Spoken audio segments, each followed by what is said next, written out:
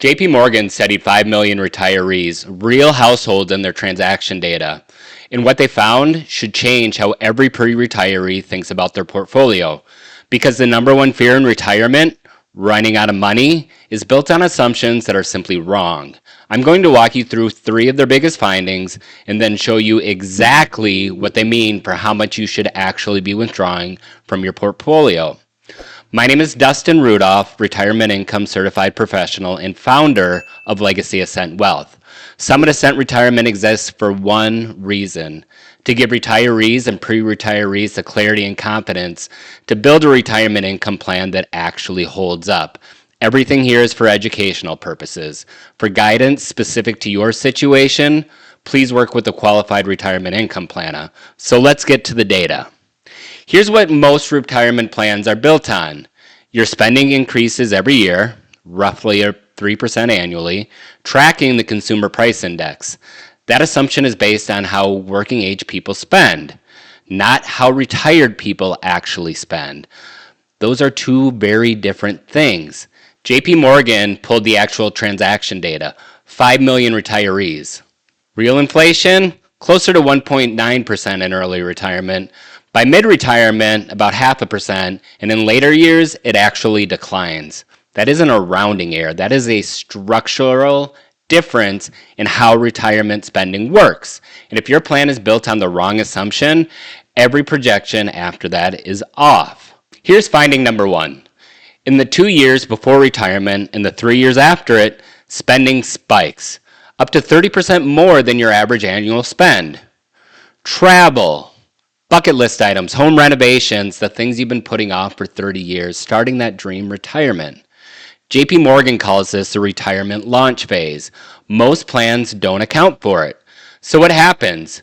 Retirees either feel guilty spending what they need to enjoy those early years, or they spend freely, don't realize the impact on their portfolio, and create a sequence of returns problem they can't recover from. The fix is a planned spending surge, not a surprise spending surge. You build a liquidity buffer for those first 5 years, you know what's coming, you fund it, and you let growth assets stay untouched. That's not radical, that's what good income planning looks like to begin with. Finding number 2, sit with this one, because it changes the math of your entire retirement.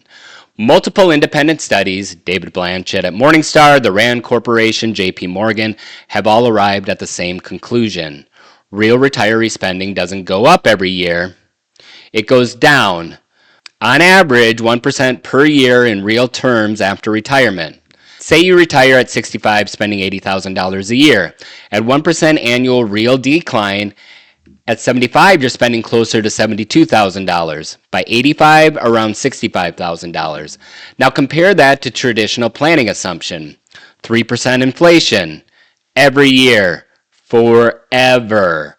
By that model, your $80,000 becomes $107,000 by age 75 and $144,000 by age 85. One of those numbers reflects what real retirees actually spend. The other reflects a model built for working age households. That gap determines whether your plan says you have enough or tells you to keep working.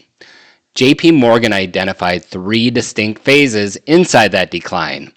Go-go years, ages 64 to 74, when you have an active lifestyle, travel, experiences, home upgrades. The 1% decline is the slowest here. You're living life to its fullest. The slow-go years, ages 75 to 84, big ticket discretionary items fall away, and the decline is steady and visible. The no-go years, 85 and beyond, healthcare may rise, but restaurants, vacations, shopping drop sharply. I see this all the time with couples, whether they have $800,000, $2 million, $5 million or more, terrified to spend in the go-go years because some model told them to preserve everything for a healthcare emergency at 90. But the data says that you're over-preparing for the end and underfunding the beginning. The fix is a plan where your withdrawal target adjusts by life stage and accounts for that 1% decline. That's 1/2 of what I'm going to show you. Okay, stay with me. Finding 3 is where the full picture comes together. Only 44% of retirees maintain a consistent spending pattern throughout retirement. The other 56%, variable, up, down, sideways, driven by health events, family needs, market confidence, and life. And real life doesn't move in a straight line, and that's the fundamental flaw with the 4% rule. The 4% rule assumes a straight line, same withdrawal every year, adjusted for inflation, regardless of what the market is doing or what your life looks like. That's not a retirement plan. That's a spreadsheet that doesn't know you exist.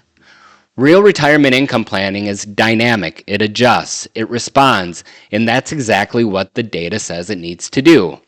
Most withdrawal strategies manage one variable. They watch the market, but they completely ignore the second variable, what your spending is actually doing over time.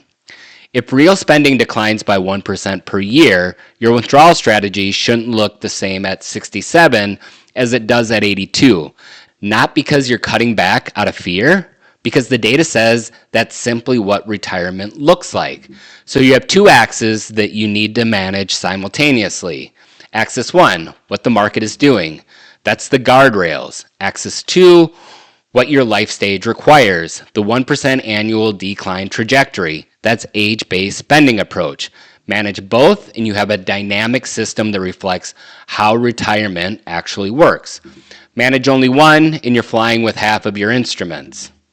If real retirees don't spend in a straight line and real markets don't move in a straight line, why are we using a withdrawal strategy that assumes both do? This is why I don't use the 4% rule. The guardrails layer manages market volatility. Starting range somewhere between 5.2 and 5.8% of your portfolio. And if you adjust for age-based spending, that can grow even higher. Once the portfolio crosses the upper guardrail threshold, you get a raise.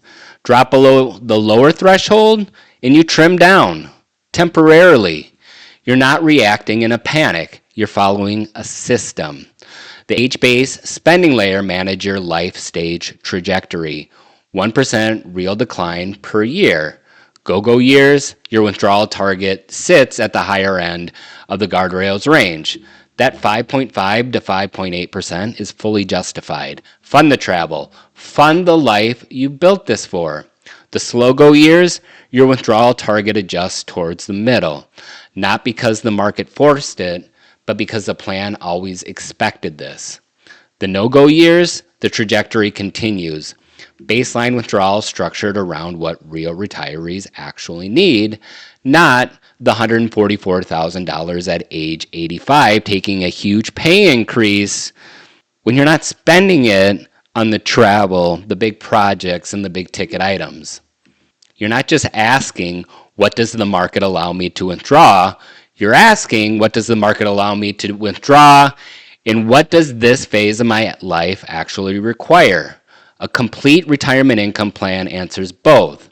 And don't get me wrong, we're not planning retirement income plans where you're automatically decreasing spending. That would be irresponsible because every retiree is a little bit different. But what we can do is structure it so at the beginning of retirement, we're taking the largest percentage of our portfolios and we're shifting that backwards a little bit over time to adjust with what your lifestyle actually looks like. Okay, so two retirees, same starting portfolio of $1.2 million, same starting spend at $80,000 per year. Family A uses the 4% rule with the 3% annual inflation adjustment. Year 1, $80,000. Year 10, $107,000. Year 20, $144,000. But by their mid-70s, they're actually spending closer to $72,000. The plan is pulling more than they need. The portfolio is being drained by a model, not their actual life. In a down market year, they still pulled the same amount. No mechanism to respond, no adjustment for the life stage that they're actually in. That's not a retirement plan. That's a spreadsheet that doesn't know they exist. Family B uses the guardrails plus the age-based spending approach. They retire at 65, starting with the $80,000, a higher withdrawal rate at 5.5%. When the market drops, they trim a little bit off. When the market recovers, they get a raise. They follow the system. And the age-based layer is running underneath the whole time. The plan already accounts for spending closer to $72,000 at 75. And at 75, their withdrawal target shifts to the middle of the guardrails range, and at 85, it adjusts again. When that natural decline happens, it's not a sacrifice, it's not a cut, it's exactly what the plan always said would happen. Same market, same starting portfolio, same starting spend. Each adjusts for inflation, but the latter accounts for what your spending actually looks like. Family A drains their portfolio faster than they need it to.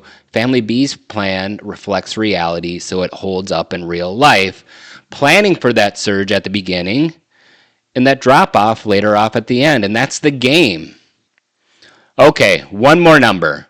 JP Morgan found that using the traditional model, 3% inflation forever, static withdrawals, the average retiree needs between 1.2 and 1.3 million.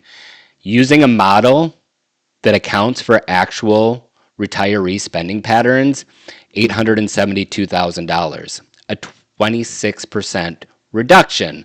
Where does that gap come from? The 1% annual spending decline. The traditional model doesn't know about it. It assumes you'll need more every year because that's what working age households need. Real retirees don't work that way. Layer guardrails on top of that, and you have a system that manages both dimensions. And for those of you that have already built that $1.2 million or $2 million or $5 million portfolio, fantastic. That means that you can spend that much more, or you can retire that much more quickly. There are people watching this right now who've been told that they can't retire yet. The model that told them that may be off by 26%. This is not permission to be reckless. It's a reason to demand a more precise plan, because planning around the wrong number in either direction has consequences, and there's no undo button. The JP Morgan study doesn't tell you what to do with your portfolio. What it tells you is that the assumptions most people's plans are built on, straight line spending, constant inflation, fixed withdrawals, are not what real retirement looks like. 3 independent research institutions confirmed it, and if your plan doesn't match reality, you'll spend retirement afraid to use the money that you've spent your whole career building. If you want to stress test your withdrawal strategy or build a plan that manages both axes, that's exactly what we do. The link to schedule a complimentary consultation is below. And if this video gave you something to think about, subscribe.